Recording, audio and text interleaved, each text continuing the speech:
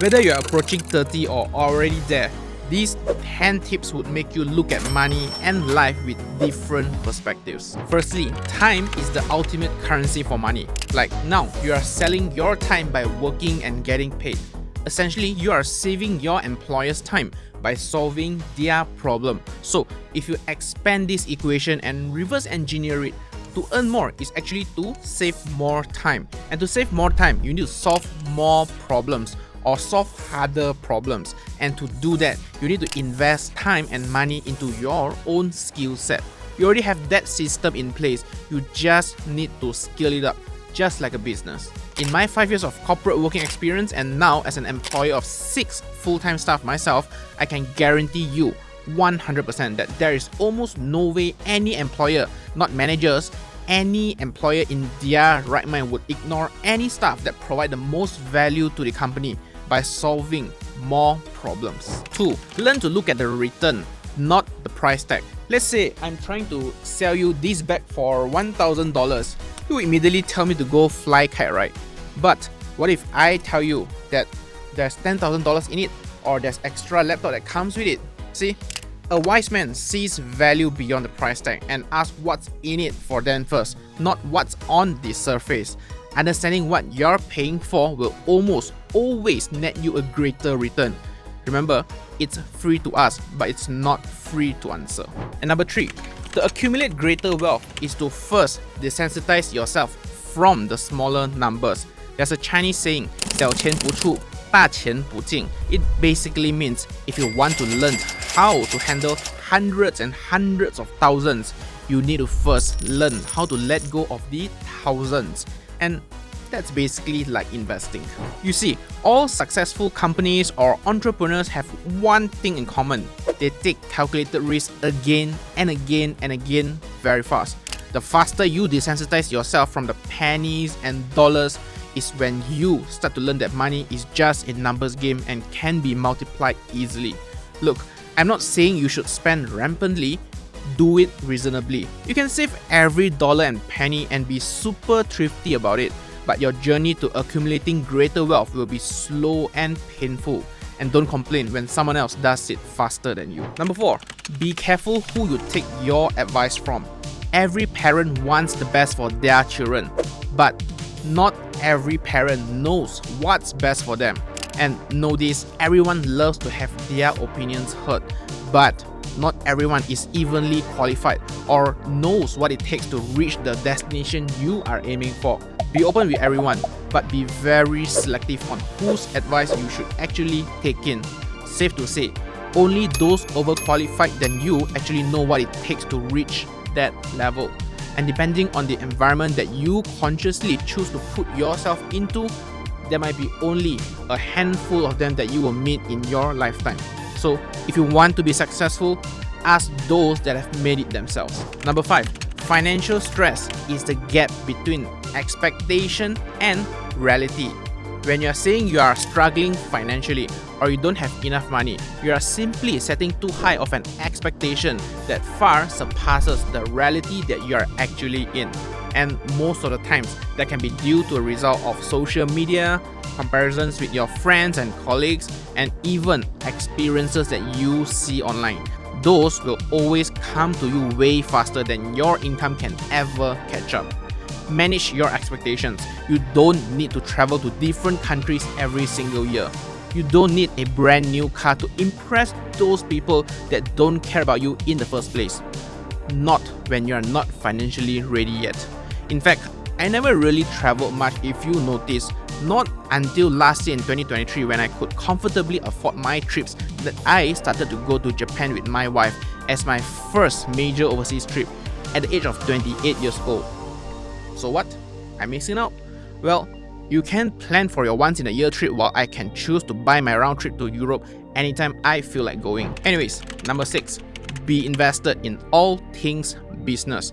Businesses are everywhere in our daily lives and money flows all around them because there is money to be made in every segment of our lives. Whether you're an engineer, a doctor, a designer, an office clerk, whatever, you are inevitably part of a business. From the billboards you see on the highway to the items you're using right now, the advertisements on social media, the groceries that you buy, the food that you eat, money is in every shape and form.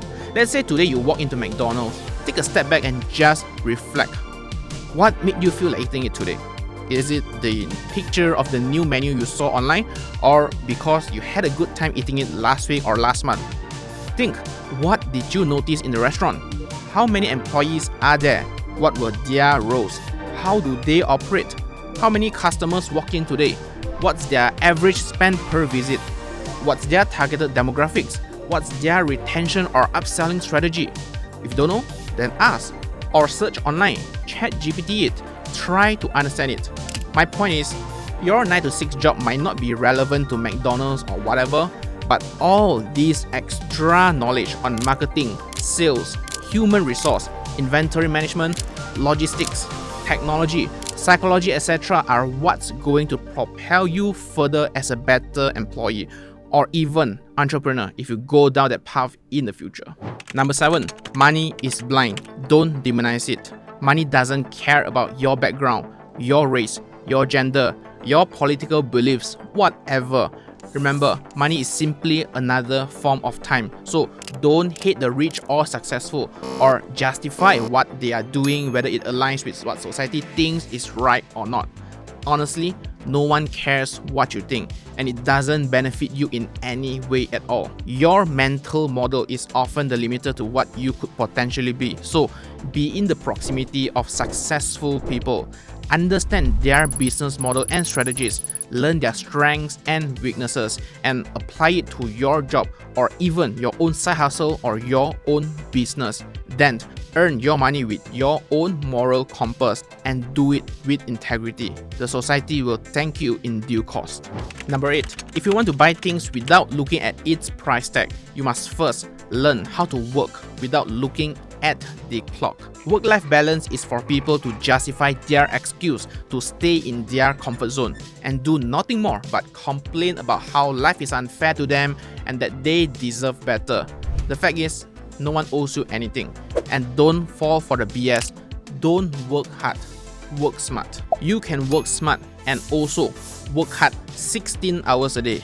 Before I even hired anyone for this channel, I was basically the content writer, the editor, designer, manager, everything. And since I did it on top of my 9 to 6 job back then, I basically had to fork out extra 4 to 5 hours every single night just to meet all the deadlines that I've set for myself.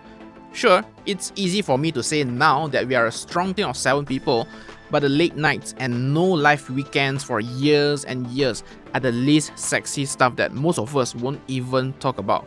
But we've been through it. 9th, having a supporting partner will help you financially. Yes, in the early days, you would spend more time dating and texting each other.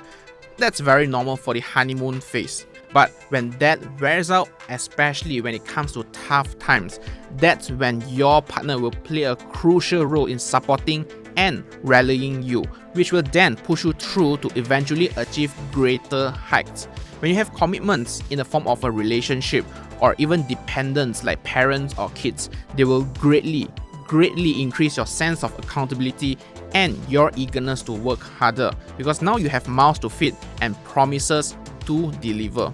Trust me when I say this, I wouldn't be here today without my wife, not even remotely closed. And number 10, if you have to worry about the cost, you simply can't afford it. Whatever purchasing or budgeting thumb rules you have come across, be it for cars or vacations or even a house, if you have to worry and over-engineer your numbers on a spreadsheet, hate to say this, you simply can't afford it. And embarrassingly, I've been there, done that on a personal and also business level. In fact, last year, 2023, I over-invested in my business and the cash flow just couldn't turn over fast enough, which ultimately delayed payments for quite some time.